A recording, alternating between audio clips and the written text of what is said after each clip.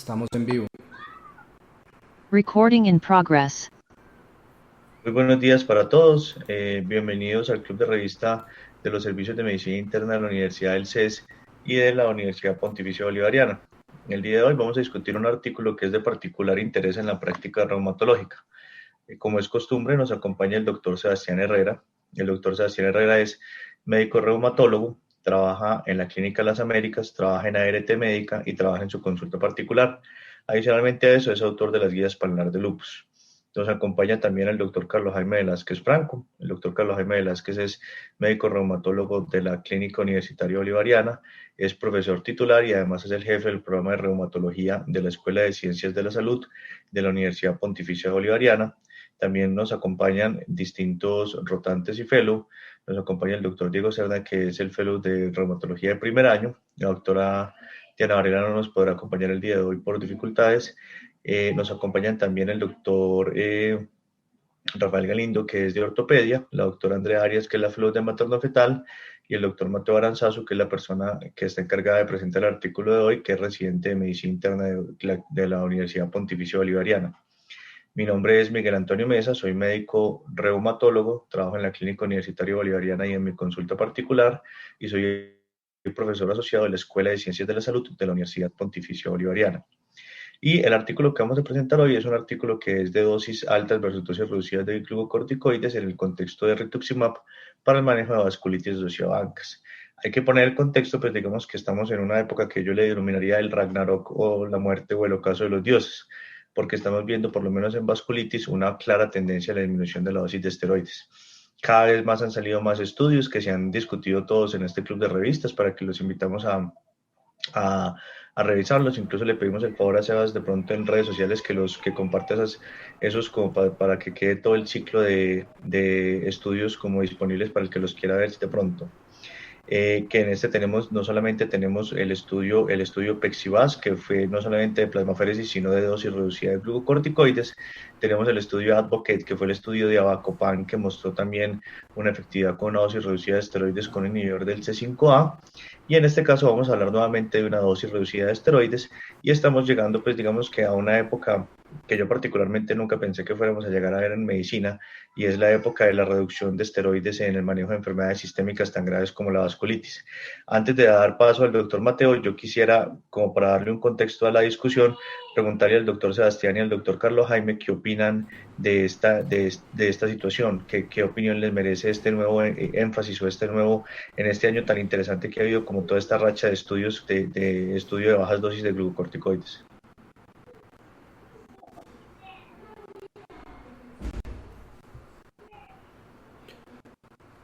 Claro, pues pensaría que... Dale, Sebastián. No, haga el profe. No, por favor, dale. Bueno, pues que primero es muy interesante y segundo vienen rompiendo paradigmas. Obviamente estos estudios hay que tener un poquito de precaución, y es que apenas estamos entrando en la era, y aunque los hallazgos son positivos, son estudios que están diseñados nada más para la parte de inducción de remisión, y aunque los datos son prometedores, los datos son interesantes, todavía no sabemos qué va a suceder a largo plazo en el mantenimiento de remisión, qué efectos vamos a tener a futuro para mantenimiento de remisión. No sabemos qué va a pasar con las tasas de enfermedad renal crónica, sabemos qué va a pasar con las recaídas, todavía no tenemos eso claro cuando hablamos de más de 6 a 12 meses de seguimiento. Todavía es muy temprano para decir que definitivamente esto llegó para quedarse. Todos esperamos que sí, los datos iniciales sugieren que sí, pero tenemos que hacer el énfasis de que todo lo que estamos hablando siempre es inducción de remisión. Faltará ver 5 años cuando las cohortes y las extensiones de estos estudios nos muestren cómo se comporta el mantenimiento de remisión. Antes de decir que llegamos del todo a esta era, yo creo que sí llegó para quedarse, pero siempre la cautela de cuando hay algo tan innovador, eso siempre es una muy buena noticia, pero nos obliga a tener cautela, porque por más innovador que sea, toca tener calma y ver cómo se comportan las cosas a largo plazo, que eso también es importante. No se nos debe olvidar que afortunadamente las vasculitis se volvieron ya son enfermedades crónicas. Las mortalidades tan altas que teníamos antes a los primeros años de enfermedad no son pues no son las mismas. Ya el problema muchas veces es los efectos adversos de inmunosupresión y por eso las búsquedas de estas estrategias. Pero yo sí creo que llegaron para quedarse, muy pronto para recomendarlos para todos los pacientes y todavía nos falta afinar quiénes son los pacientes indicados y quiénes no. Sí, a mí me parece que también eso es una tendencia que se está ajustando realmente a lo que son la farmacocinética de los glucocorticoides, porque a dosis moderadas de glucocorticoides, por lo menos de prednisolona 30 miligramos al día, pues el 100% de los receptores de glucocorticoides, o prácticamente el 100% están copados. Entonces, a veces utilizábamos dosis muy altas porque no teníamos evidencia en contra o comparando con dosis más reducidas. Creo que se ajusta, pero también hay que aclarar que son patologías en las cuales hay otro inmunosupresor u otro inmunomodulador dando la mano a los glucocorticoides, lo que permitiría utilizar las dosis reducidas, pero me parece que en ese contexto es válido, sino que, digamos, en otras enfermedades, por ejemplo, como miopatía inflamatoria u otras enfermedades autoinmunes, no había evidencia de dosis bajas y a medida que va acercándose, está de acuerdo con la farmacocinética y también siempre tienen en común que va otro inmunosupresor dándole la mano a los esteroides para lograr inducir la remisión. Ahí de pronto quizás lo más curioso que vale la pena recalcar de todos los estudios es que ninguno de los estudios tiene como desenlace primario, salvo la dosis de esteroides. Entonces, pues todos sabemos que los esteroides ya son medicamentos muy viejos y que son medicamentos que no tienen particular interés por lo menos los tradicionales en RC3 que cuestan millones de dólares. Pero es una cosa muy interesante cómo los distintos autores siempre tratan de evaluar la hipótesis primaria y tratan de evaluar dosis reducidas de glucocorticoides. Entonces, una forma en que la comunidad internacional puede hacer estudios de glucocorticoides, que es una respuesta que a uno lo que le demuestra es que la comunidad tiene un profundo interés en este tema y que trata de, por todas las formas posibles, de abordar el tema. Entonces, yo creo que sin más preámbulos, doctor Mateo, le damos a usted la palabra para que inicie la discusión del artículo. Bienvenido. Listo. Muchas gracias a todos por esas opiniones tan valiosas. Entonces vamos a empezar a discutir el artículo. El artículo titula Efecto de unas dosis reducidas de esteroides versus dosis altas de esteroides adicionadas al rituximab en la inducción de la remisión de pacientes con vasculitis ANCA, un estudio aleatorizado. Este estudio fue publicado en JAMA en este año. Entonces, pues ya como también para complementar la introducción, debemos recordar que las vasculitis ANCA pues son un tipo de vasculitis que predominantemente afectan los vasos pequeños, aunque en ocasiones también pueden afectar los vasos medianos, y esas vasculitis van a generar un compromiso multisistémico y en ocasiones puede ser un compromiso grave que compromete la función del órgano y y también compromete la vida del paciente, como por ejemplo condiciones como lo son hemorragia alveolar y como lo son una glomerulonefritis rápidamente progresiva. Como hoy lo mencionaban los profes, pues las tasas de remisión y la mortalidad de sus pacientes han tenido un cambio a través del tiempo. Se estima que aproximadamente ahora las tasas de remisión pueden estar alrededor del 80%. Sin embargo, pues sigue teniendo una mortalidad alta que puede llegar siendo hasta al 10 al 20% a 5 años, y esa mortalidad tiene varios factores o varias causas, pues. Una de ellas sigue siendo la misma actividad de la enfermedad, pero también van a haber otras causas que en ocasiones pueden ser relacionadas a los efectos adversos del tratamiento, y tenemos aquí principalmente el paciente que se infecta y se muere pues de una infección, y también, muy importante, el riesgo cardiovascular. Recientemente, bueno, pues no, ya estos estudios son viejitos, del 2010, se publicaron estos dos estudios. En estos dos estudios se comparó el uso de rituximab versus ciclofosfamida para la inducción de vasculitis ANCA. En ellos se encontró pues que el rituximab era un medicamento que no es inferior con relación a la ciclofosfamida para la inducción de vasculitis ANCA. Sin embargo, cuando uno hace el análisis de esos estudios, encuentra que los efectos adversos, tanto en el grupo de rituximab como en el grupo de ciclofosfamida, seguían siendo altos y seguían asociándose con complicaciones como infecciones y mortalidad, por lo que plantea la hipótesis de que probablemente los esteroides, porque en estos dos estudios los pacientes tenían dosis altas de esteroide, tengan pues una gran injerencia sobre estos efectos adversos. Siendo así, entonces diseñaron este estudio. Este es un estudio abierto que tenía dos grupos en paralelo. Es un estudio multicéntrico que se realizó en Japón, solamente en este país, y obviamente es un estudio aleatorizado. Aquí incluyeron entonces pacientes que tuvieran más de 20 años y muy importante que tenía que ser un diagnóstico de novo de una vasculitis ANCA. Y el diagnóstico pues lo hacían según los criterios del consenso de Chapel Hill y obviamente tenía que tener positividad para los ANCA, ya fuera MPO ANCA o PR3 ANCA, y que esta positividad fuera realizada por un método de ELISA, quimioluminiscencia o otro método que se llama el ensayo fluorimétrico. También hay que tener en cuenta cuáles fueron los criterios de exclusión de estos pacientes y es muy importante entonces analizar. Primero, pues que el paciente por algún motivo ya tuviera el diagnóstico de vasculitis ANCA o que se hubiera tratado para una vasculitis ANCA.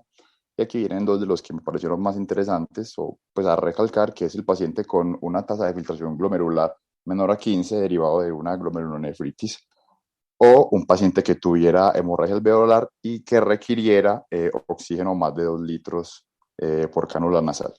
Ya hay otros pues que tuviera alguna otra comorbilidad autoinmune, que el paciente tuviera que recibir esteroide para esa comorbilidad, algunas coinfecciones, las mujeres en embarazo o lactando o que no usaran un método de planificación, antecedente de tuberculosis en el último año, alergia a los anticuerpos monoclonales daba pues que se iba basado rituximab en todos los grupos, otra comorbilidad que requiere el uso de esteroides, que ya hubiera recibido algún tratamiento biológico específicamente anti-CD20 o el belimumab en los últimos 6 meses o cualquier otra cosa que los investigadores determinaran que no fuera apto para estar en el estudio. Entonces los pacientes iban a la consulta pues o a los diferentes centros y básicamente ellos tenían un sistema o un software que es el DataTrack One, y ese software lo que hace es analizar el registro y ubicar los pacientes en los grupos. O sea, ese software es el que los aleatoriza. Y básicamente la aleatorización se hizo en una razón de 1 a 1. Sin embargo, ellos tuvieron otros factores por los cuales ajustaron la aleatorización para que quedaran los grupos más o menos pareados. Y son los siguientes, o sea, edad mayor y menor de 65 años, tasa de filtración glomerular mayor o menor a 50 y el subtipo de vasculitis ANCA o subtipo de ANCA, ya sea MPO o PR3. Con respecto entonces a las intervenciones, se plantean los dos grupos. Digamos que el grupo de intervención se caracteriza por dosis bajas de esteroides, que son dosis de 0.5 miligramos kilo día, con la meta de suspenderlo a 5 meses. Y el grupo comparador son las dosis de esteroides, lo que llamamos dosis altas, 1 miligramo kilo día, con la meta de llevarla a una reducción a 10 miligramos día a los 5 meses. Ambos grupos tenían como cointervención dosis de rituximab que se daban 375 miligramos por metro cuadrado de superficie corporal por la semana,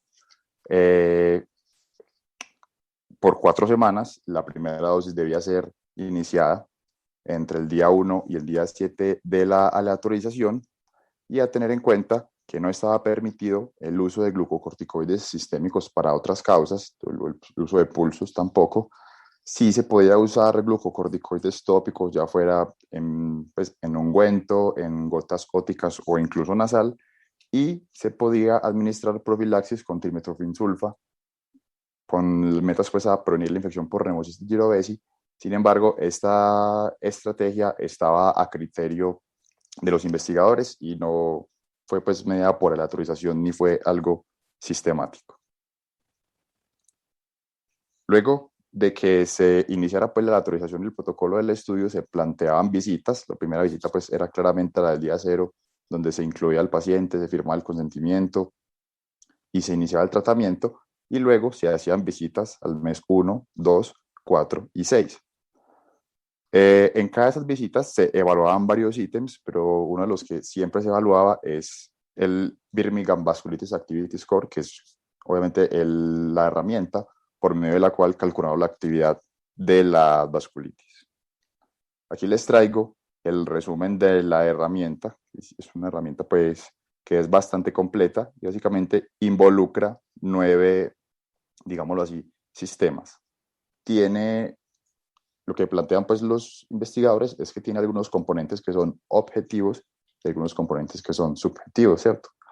Derivado de que algunos, por ejemplo, como la mialgia, la artralgia, van a ser subjetivos, incluso algunos establecidos por el médico, como son, por ejemplo, la polineuropatía, Sin embargo, pues va a haber otros que van a ser objetivos. El hecho de que tenga ítems subjetivos no le quita validez a la escala, sino que a veces pues eso puede modificar. De todas maneras, esta escala es una escala que ya está validada y su uso es pues avalado en los pacientes con este tipo de vasculitis. Y entonces, ¿cuáles eran los desenlaces que los investigadores querían medir? Pues el desenlace primario era las tasas de remisión a 6 meses. Ellos lo definían de dos maneras, pues. Que usted tuviera una score en el VAS que ya les mostré de 0 o menor o igual a 1 si tenía todos los ítems presentes y que en ese momento, a los 6 meses, usted lograra tener una dosis de prednisolona de 10 miligramos o menos. Ellos también plantean varios desenlaces secundarios. Hay algunos desenlaces secundarios que ellos denominaron desenlaces de eficacia. Y aquí tenemos la proporción de pacientes que murieron, la proporción de pacientes que tuvieron una recaída y la proporción de pacientes que desarrollaron una enfermedad renal crónica terminal. Adicionalmente, ellos también tuvieron otros desenlaces, que son los desenlaces que llamamos de seguridad. Y ellos aquí plantean principalmente el número de eventos adversos serios. ¿Y qué era un evento adverso serio entonces para los investigadores? Era un evento adverso que llevara a que el paciente muriera, a que el paciente tuviera una incapacidad o una discapacidad, a que el paciente se hospitalizara o a que estando hospitalizado, pues este evento adverso llevara a que la misma hospitalización se prolongue. Y ellos también seleccionaron otros eventos adversos que los denominaron eventos adversos relacionados con el tratamiento y específicamente, pues en este caso, con los esteroides, que son el desarrollo de diabetes mellitus, hipertensión arterial, dislipidemia, insomnio e infecciones. Adicionalmente, pues ellos quisieron hacer otros desenlaces exploratorios, por lo que durante todas las visitas, además de calcularles el Birmingham Vasculitis Activity Score, pues se le medía los signos vitales, se le medía también la PCR, la proteína C reactiva, pues los niveles de inmunoglobulina, la tasa de filtración glomerular y el conteo periférico de células B para cuantificar la depresión de las mismas. Adicionalmente, pues ellos tenían otra herramienta que es el Vasculitis Damage Index, que básicamente es una escala subjetiva en la cual el paciente califica qué tanto cree o qué tanto siente que tiene daño la enfermedad y adicionalmente qué tanto siente o qué tanto cree que tiene o que le ha causado daño el tratamiento de la misma enfermedad.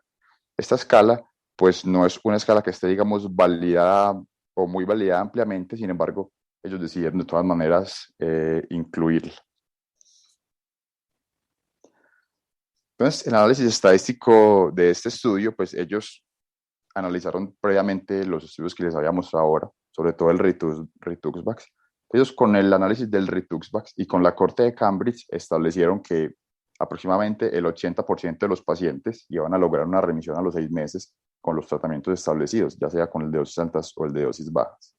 Y con respecto al margen de no inferioridad, ellos cogieron el margen de no inferioridad que tomaron en el estudio REI, que también fue un estudio de no inferioridad, y en este margen de no inferioridad, pues básicamente era un margen de 20 puntos para la diferencia en las tasas de remisión, ¿cierto? Lo que significa entonces que debe estar al menos de 20 puntos las tasas de remisión de uno sobre otro para decir que se cumple el margen de no inferioridad.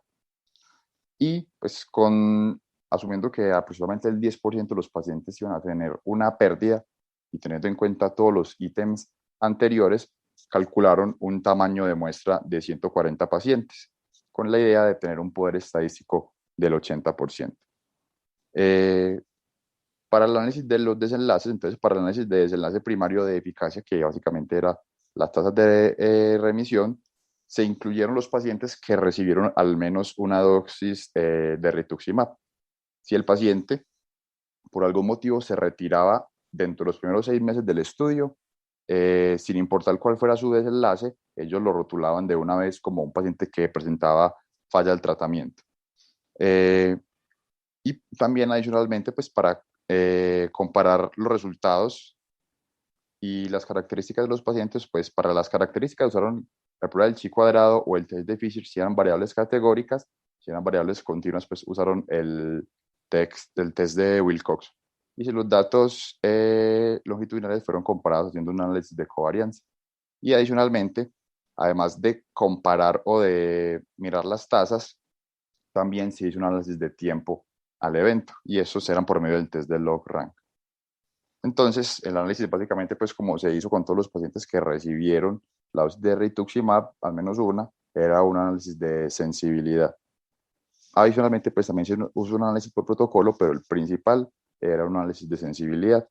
Y teniendo en cuenta lo anterior, los investigadores tomaron que un valor P era estadísticamente significativo cuando era menor a 0.05. Entonces, el estudio transcurrió entre 2014 y 2019, reclutaron 140 pacientes o aleatorizaron 140 pacientes con vasculitis ANCA, 70 al grupo de dosis bajas, 70 al grupo de dosis altas de esteroides. Dentro de estos, pues en el grupo de dosis bajas, 69 pacientes recibieron el tratamiento como fueron aleatorizados. Dado eso, pues eso fue el número de pacientes que fueron analizados en este estudio. Y en el grupo de dosis altas, 65 recibieron el tratamiento como se aleatorizó, y ese fue el número que analizar. A tener en cuenta, pues, que no todos completaron el estudio, sin embargo, 69 y 65 fueron los pacientes que se aleatorizaron, y las pérdidas vemos que fue una en cada uno de los estudios, y enseguida analizamos los otros desenlaces. Importante es que este es un estudio abierto, ¿cierto? Entonces, si el médico, pues los médicos encargados veían que el paciente no estaba funcionando, no alcanzaba la remisión, ellos podían básicamente modificar el tratamiento, no cambiarlo de grupo, sino poner el tratamiento a discreción de cada médico que creyera que le iba a beneficiar más al paciente. Cuando miramos entonces las características o la tabla 1 que nos muestra cómo fue la aleatorización de los pacientes, pues vemos que la mayoría de características están pareadas entre los dos. Si no nos plantean pues cuál es el valor de diferencia, a resaltar, acá hay un poquito más de porcentaje de pacientes con MPO en el grupo de dosis bajas. Adicionalmente, ningún paciente en el grupo de dosis bajas tenía vasculitis limitada al riñón. Sin embargo, pues solamente hubo uno en el grupo de dosis altas que tenía vasculitis limitada al riñón.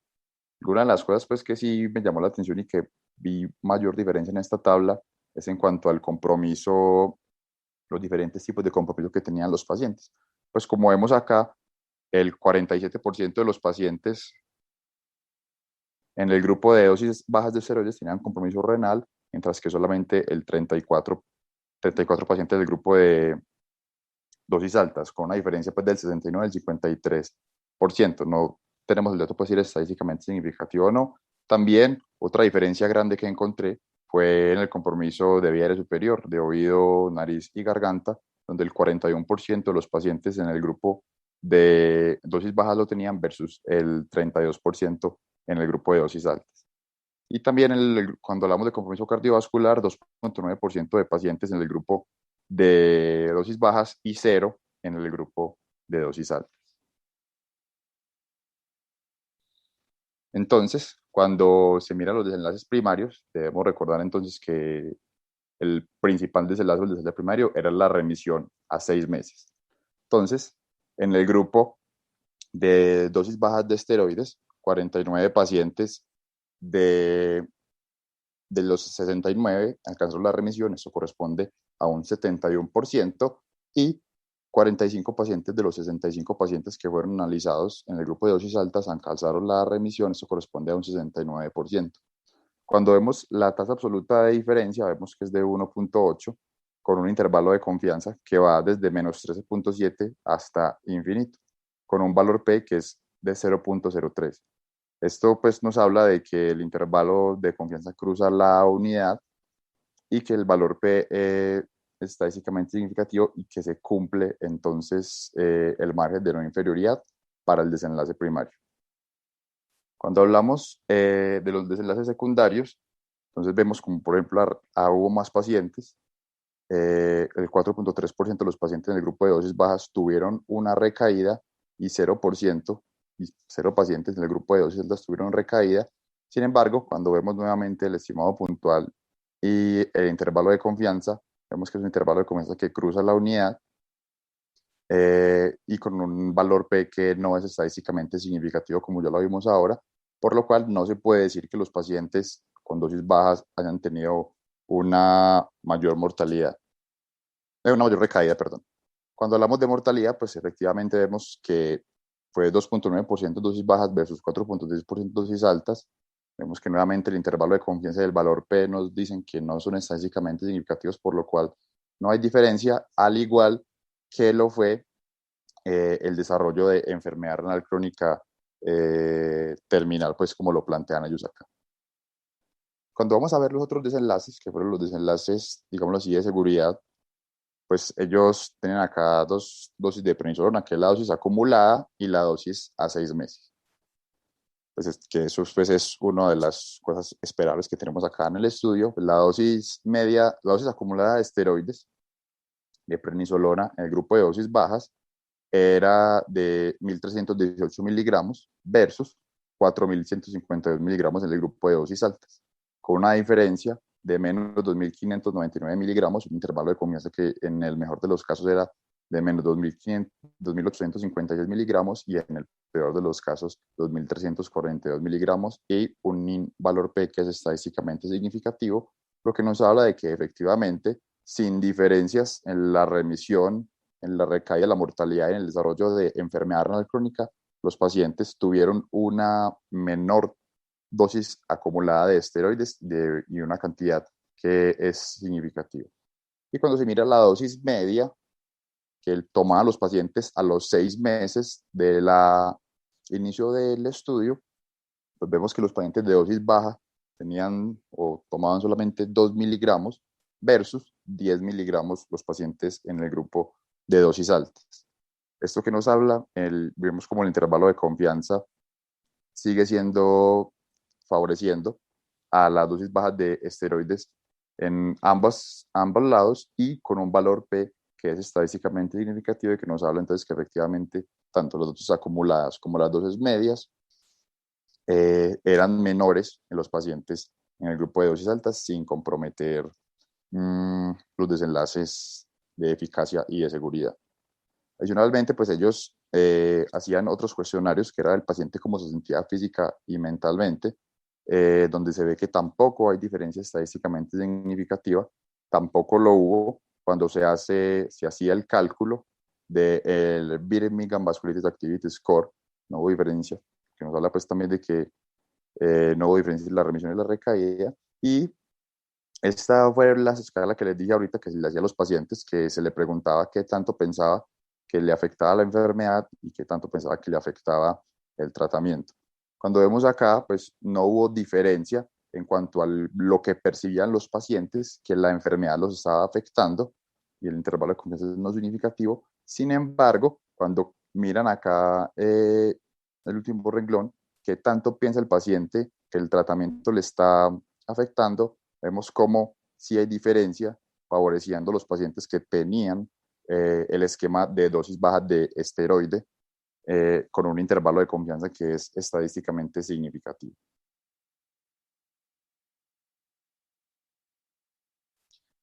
Aquí básicamente se muestran las gráficas en función del tiempo de los diferentes desenlaces analizados. Aquí vemos cómo desde el principio y se mantiene en el tiempo las tasas de los valores pues, del Birmingham Vasculitis Activity Score fueron similares en los dos grupos. También las escalas visual analógica pues, que les plantean los pacientes acerca de la actividad de la enfermedad. Sin embargo, vemos cómo a lo largo del tiempo el grisecito es las dosis bajas y el rojo y el amarillito las dosis altas. Los pacientes perciben más daño por parte del tratamiento cuando tienen dosis altas de esteroides. Cuando se analizan los otros desenlaces exploratorios, que les había planteado ahora que eran PCR, niveles de inmunoglobulina, tasa de filtración glomerular, básicamente no hubo diferencias que fueron estadísticamente significativas a lo largo del seguimiento y debido a que los pacientes recibieron rituximab, pues todos alcanzaron una depresión de las células B. Cuando miramos entonces los efectos adversos, hemos planteado ahorita efectos adversos serios, que era que se muriera, que tuviera que estar hospitalizado, incapacidad o que se le prolongara la hospitalización. Vemos cómo las tasas de efectos adversos y el porcentaje son menores en los pacientes que tuvieron dosis bajas de esteroides versus dosis altas de esteroides. La diferencia en este caso es estadísticamente significativa, menos 18.1 para efectos adversos serios con un intervalo de confianza que va de menos 33 a menos 3.2 y un valor P para este estimado puntual que es de 0.2. Cuando miramos ya pues, digamos, los desenlaces separados, que eran los desenlaces de interés, vemos cómo los pacientes se infectaron menos en el grupo de esteroide, también de esteroide de bajas dosis, eso también fue estadísticamente significativo, la mortalidad fue igual y el desenlace de cáncer pues a lo largo del estudio fue igual. Importante también los desenlaces o los eventos adversos predefinidos como relacionados netamente a esteroides, donde vemos la dislipidemia, donde también hubo menores tasas de dislipidemia, hipertensión arterial, pero los que más estadísticamente significativos eran el desarrollo de insomnio, 10 versus un 23%, con un intervalo de confianza y un valor P que eran estadísticamente significativos, y el desarrollo de diabetes mellitus, al igual que el desenlace anterior, con un intervalo de confianza y un valor P estadísticamente significativos y un porcentaje de 9 versus el 19%. Con respecto a otros desenlaces, no hubo diferencia en cuanto cuando todos estos desenlaces pues se les aleatorizaba con los variables que fueron usadas para estratificar la aleatorización: la edad, la tasa de filtración glomerular y el tipo de vasculitis ANCA. Y cuando se le hace pues en función de esas variables, se ve que tampoco hay diferencia en ninguno de esos desenlaces. Eso fueron como básicamente pues los resultados del estudio, y ellos abren la discusión pues o discutimos pues todos, profe, cómo es la dinámica aquí. Pues primero digamos la opinión de los autores.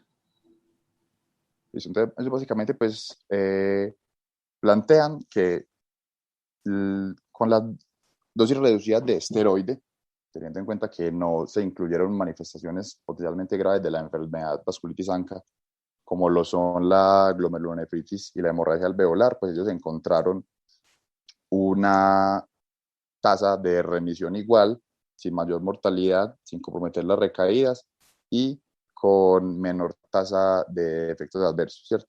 Ellos también lo que hacen en la discusión es citar algunos estudios, citan básicamente el Pexivas, donde ellos ven que una de las intenciones o de los deslaces de este estudio era suspender de manera temprana el esteroide. Sin embargo, pues en el estudio Pexivas todos los pacientes iban pulsados. Sin embargo, en uno de los grupos se decidió hacer una suspensión más temprana de los esteroides y esto no comprometió las tasas de recaída ni de remisión de los pacientes. Es un estudio diferente a este, pero también plantea la opción de las dosis bajas o dosis más bajas de esteroides sin sacrificar el potencial. También citan pues otro estudio, que es el estudio Rita-Sarem, en donde ellos inician con una dosis de esteroide que fue la de este estudio en dosis bajas, que era 0.5 miligramos kilo día. Sin embargo, sus pacientes no eran pacientes que tenían vasculitis ANCA de novo, sino pacientes que tenían vasculitis ANCA en recaída. Y similar a este estudio, también se les dio manejo con rituximab.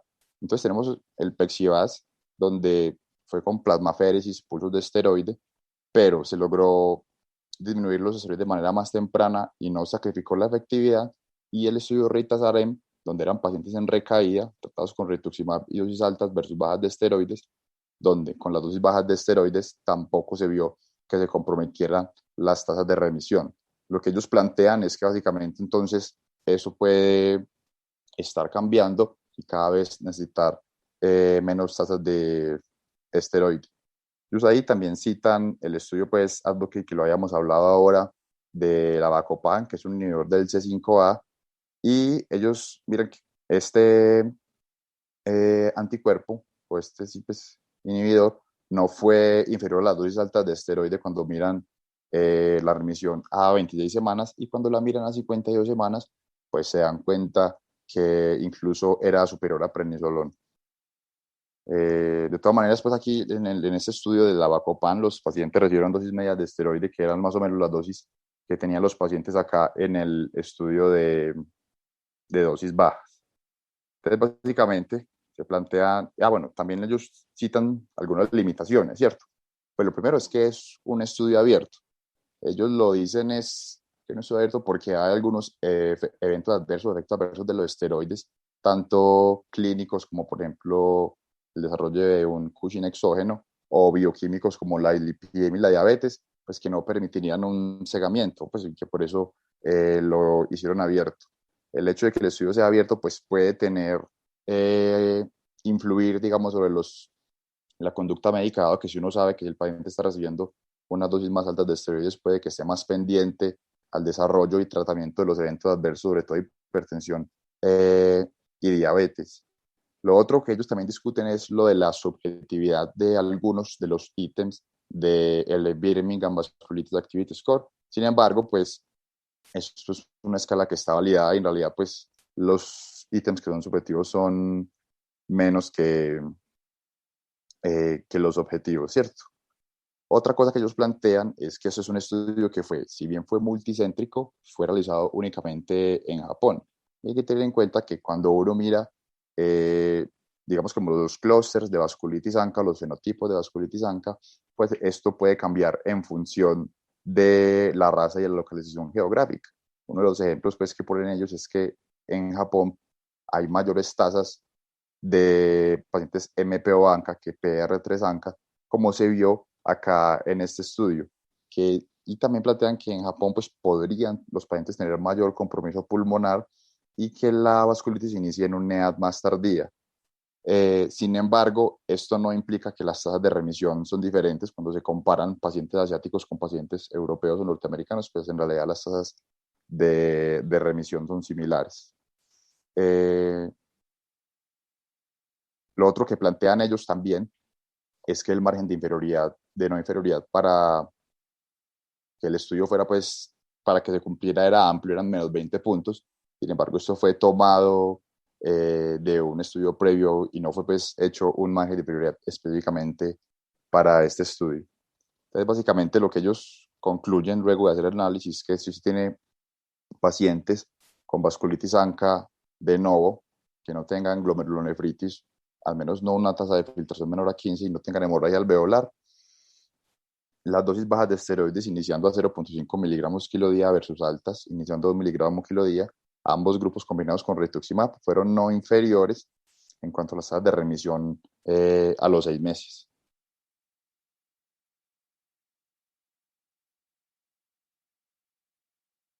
Entonces ahí la primera que hay que repasar ahí es la parte de la raza. Pues los asiáticos tienen comportamiento distinto en muchas cosas y las vasculitis no es la excepción. Lo que tú dices del monogénico es verdad.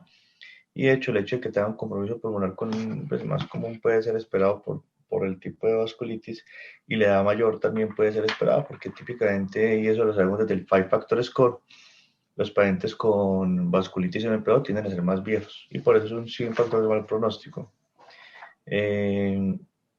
La pregunta puntual acá, en este caso sería para el doctor Diego. ¿Usted qué opina de esa forma en que ellos midieron los efectos de los esteroides? ¿Usted cree que es ideal o que hubiera existido alguna forma mejor de medir eso? Buenas noches, profe, ¿cómo está? Y doctor Mateo, muchas gracias por la presentación. Profe, el estudio, obviamente ellos mismos dijeron que era un estudio exploratorio, de hecho lo toman como un estudio exploratorio al final, porque obviamente tiene muchas limitaciones. Con respecto a lo de los glucorticoides, profe, de acuerdo a también los otros artículos que hemos discutido en estos días, medirlo de una manera muy, digamos que hasta ahora no hay algo que uno pueda medir a nivel en sangre, pues decir, eso sería lo más objetivo, pero digamos que de alguna manera con los efectos adversos, como es el efecto cardiovascular, como le decía el doctor Mateo, y también con los efectos de la infección de alguna manera. Digamos que es una prueba indirecta de cómo las dosis bajas, digamos que están teniendo menos efecto que las dosis altas. Y tampoco no hay una escala que esté validada para decir, vea, esto, de acuerdo a esto, pues los niveles de esteroides pueden estar a más o menor, profe. La doctora Diana o el doctor Santiago. Profe, tenemos la escala de toxicidad de glucocorticoides, que es un estudio que sale en los últimos años, pero que lo hemos visto poco en ciertos RCTs y que aún no utilizamos ampliamente en la práctica clínica. En la práctica es un poquito tedioso pues, de hacer, pero lo que tú dices... Tenemos la escala de toxicidad de glucocorticoides. Que es un índice que se debería siempre utilizar en los estudios, y si uno tuviera tiempo debería usarlo en la práctica clínica, que trata de medir el impacto de los glucocorticoides. Y al respecto también hay que decir una cosa que siempre recuerda el doctor Carlos Jaime, y es que la dosis promedio de esteroides no importa. Lo que importa es la dosis acumulada, que es lo que más se correlaciona con la dosis. Eso es muy importante, que eso lo vamos a hablar un poquito más adelante. De pronto, Diego, no solamente Diego, para recordar, encontrarse ese índice de toxicidad o esa escala en el estudio de Abacopan, en los archivos suplementarios, ahí está la escala. Sí, y Diana tiene el artículo original para que lo revise. Y la otra cosa pues es obviamente pues el componente genético. Obviamente estos manes no pueden entrar con manifestaciones graves como hemorragia alveolar y falla renal en diálisis, porque son manifestaciones muy graves hacer esa medición. A mí no me parece malo que hayan usado el desenlace del estudio RAVE, porque son desenlaces que ya de márgenes de inferioridad que ya se han hecho en la misma enfermedad, entonces parece lógico que se utilicen, entonces desde esa parte no hay ningún problema. Quizás lo que uno tiene, lo que me parece una pregunta que yo les hago es si ustedes realmente piensan que estos pacientes no fueron pulsados. O mejor dicho, Mateo, en los apéndices suplementarios decían cuál era la premedicación del rituximab.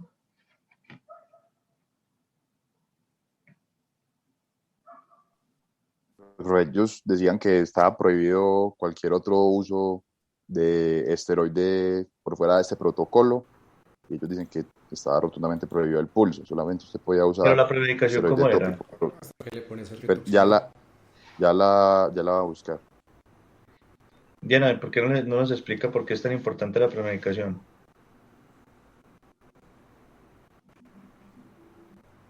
Para evitar los efectos, los efectos que causa colocar el rituximab. Entonces, la premedicación en Rituxi son de 100 a 150 miligramos de metilprednisolona.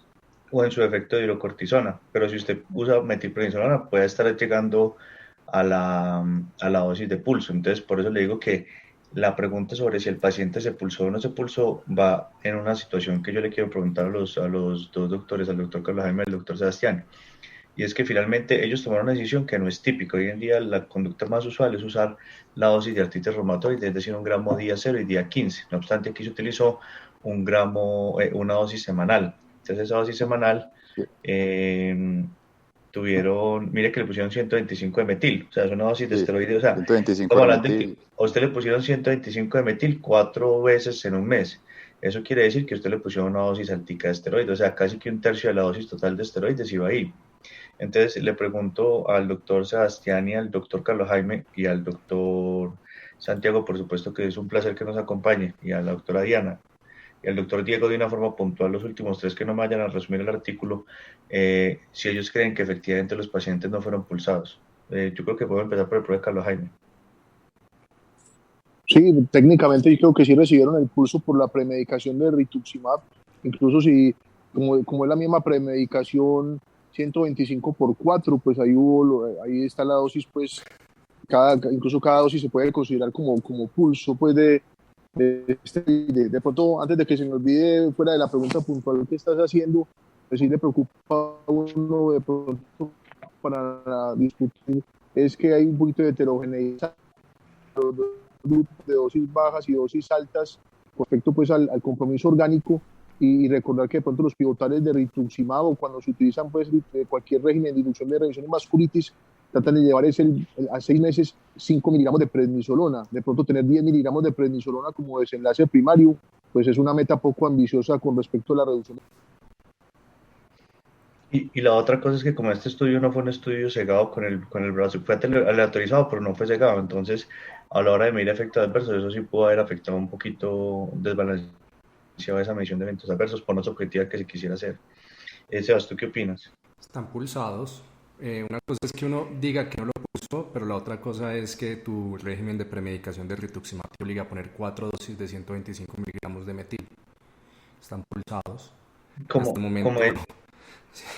Y hasta el momento todos los estudios que estamos viendo de reducción de dosis de glucocorticoides tienen de alguna forma pulsos. El doctor Santi, ¿qué opina? Sí, profe, de acuerdo, también es con los demás, están pulsados los pacientes, pues porque el protocolo obliga a usar esas dosis. Entonces, ahí es una cosa que dice el doctor Eduardo Miller, que es un reumatólogo muy famoso de Argentina, que dice que lo que miente no es la estadística, lo que miente es la pregunta, o en su efecto, lo que casi siempre miente son los métodos. O sea, no es que ellos estén diciendo mentiras, pero cuando usted le dicen que no pulsaban al paciente, es una información que es relativa, porque con 125, y ahí es donde usted empieza con los qué tan raro que hayan usado un esquema semanal de rituximab cuando se utiliza un esquema quincenal, y posiblemente parte de la explicación sea esto. Entonces, ahí es donde uno dice que los estudios hay que leerlos con un poquito de pinzas porque casi siempre tienen estas cositas que ameritan la discusión. Los grupos, pues, por ejemplo, en lupus, el grupo de autoinmunes de las Cruces, que es el que publica mucho en ahorro de esteroides, ellos hacen mucho eso y lo repiten en varios de sus artículos, y es que ellos colocan un pulso cuando van a colocar la ciclofosfamida mensual, pero el resto es en dosis bajas orales, y eso le ayuda a que en el tiempo tenga menos dosis acumuladas, que creo que también es el punto de vista de este estudio, de que usted inicia unos esteroides acompañando a un rituximab, pero las dosis orales son menores, y eso en el tiempo va a hacer que se acumule menos y tenga menos efectos adversos, como lo mostró pues el estudio. Ya me gusta mucho esa pregunta que usted le acaba de hacer al doctor Diego Cerda. Doctor Diego, ¿cuánto duran los pulsos de esteroide? ¿Cuánto dura el efecto de unos pulsos de esteroide?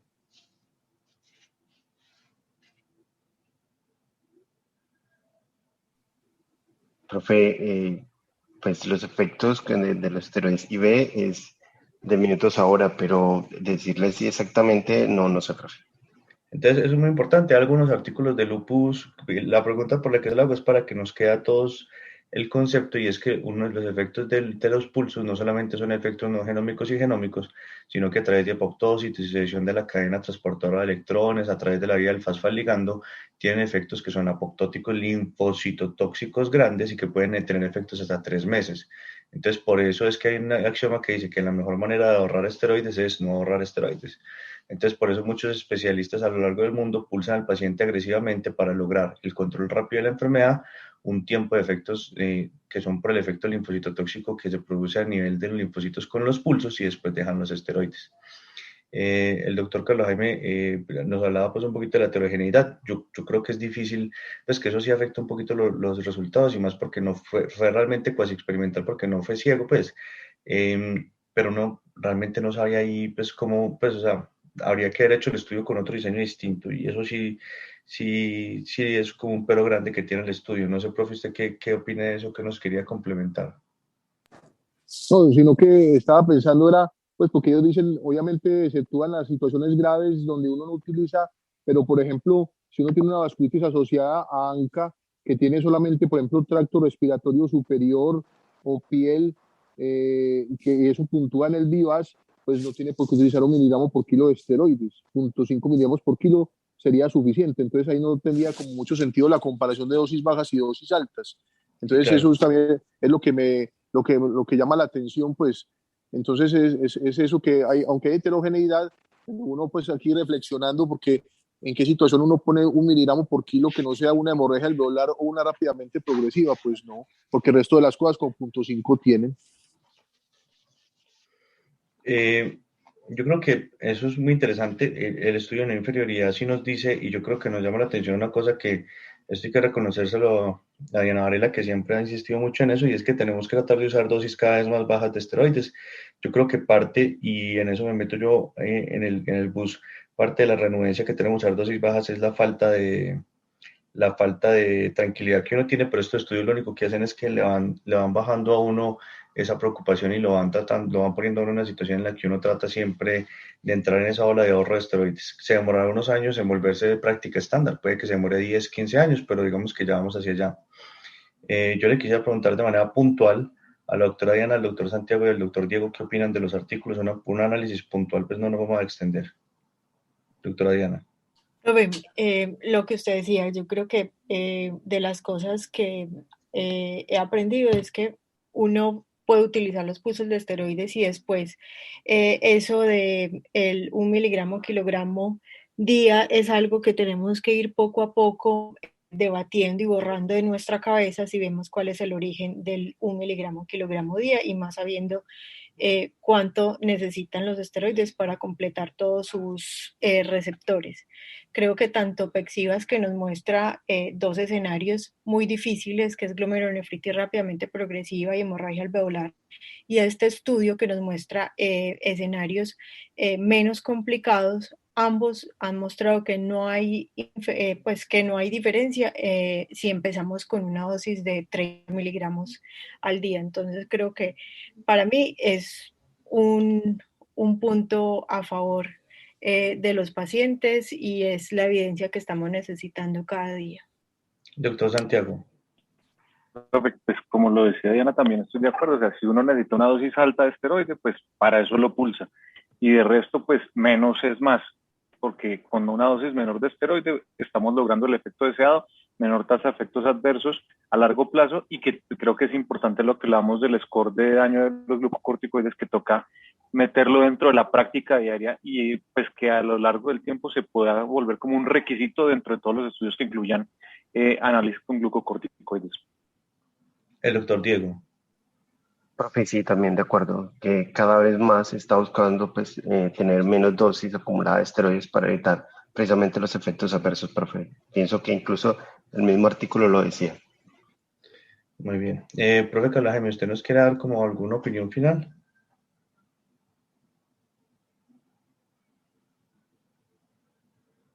Sebas, ¿tú nos quieres dar? Perdón, disculpen. No, digamos que en general creo que es lo que se mencionaba al principio, que digamos que las dosis de los glucocorticoides pues se utilizaban desde hace mucho tiempo, desde la década de los 70, pero digamos que hay una evidencia creciente de poder utilizar, digamos, de una manera relativamente tranquila, sobre todo con el desenlace de que no hay tantas recaídas con dosis moderadas de esteroides, ajustándose como a la farmacocinética. Creo que de todas maneras la evidencia clara es en nefritis lúpica y esta evidencia es interesante para seguirla analizando. Queda faltando evidencia en ese mismo sentido que no se puede extrapolar a otras enfermedades autoinmunes sistémicas. Sebas, ¿tú qué opinas? Yo estoy de acuerdo, pero todo es muy bonito hasta que se te muere el primer paciente con vasculitis ancra que le pusiste una dosis baja de esteroides. Entonces, esto es muy interesante, pero cada paciente es un mundo y, como dije ahorita, todavía no sabemos cómo nos va el mantenimiento. Nefritis lúpica, hubo una discusión muy interesante en el panel del año pasado por la doctora Elisa Bonfá, donde ella dice que en la medida en que empezaron a utilizar menos ciclofosfamida y más fenolato, hubo una tendencia al aumento de la enfermedad renal crónica en sus pacientes con lupus eritematoso sistémico y nefritis lúpica. Entonces, aunque yo creo que sí, obviamente va a llegar la era de dosis bajas de glucocorticoides, todavía nos falta mucho por aprender. Personalmente intento utilizar las dosis bajas de glucocorticoides, pero todavía no lo tenemos muy bien caracterizado, todavía son estudios muy heterogéneos, todavía no son estudios que dejan de ser grandes para la enfermedad, pero realmente pequeños cuando uno está hablando de poblaciones, porque es una enfermedad que es poco frecuente. Entonces, interesante y ojalá lo pudiéramos utilizar en todos. Hay unos que tener claro los pacientes que están excluidos, nefritis rápidamente progresiva y hemorragia alveolar. Pexivas sugiere, pero Pexivas en esos pacientes fueron muy poquitos pacientes. Los pacientes con hemorragia alveolar, el número de pacientes era tan poquitos que aunque los números sugieren, que no hay una inferioridad, la estadística sugiere que no hay una inferioridad, los números sugieren que sí podría haber una diferencia donde la población hubiera sido mayor en ese grupo. Entonces todavía falta cautela.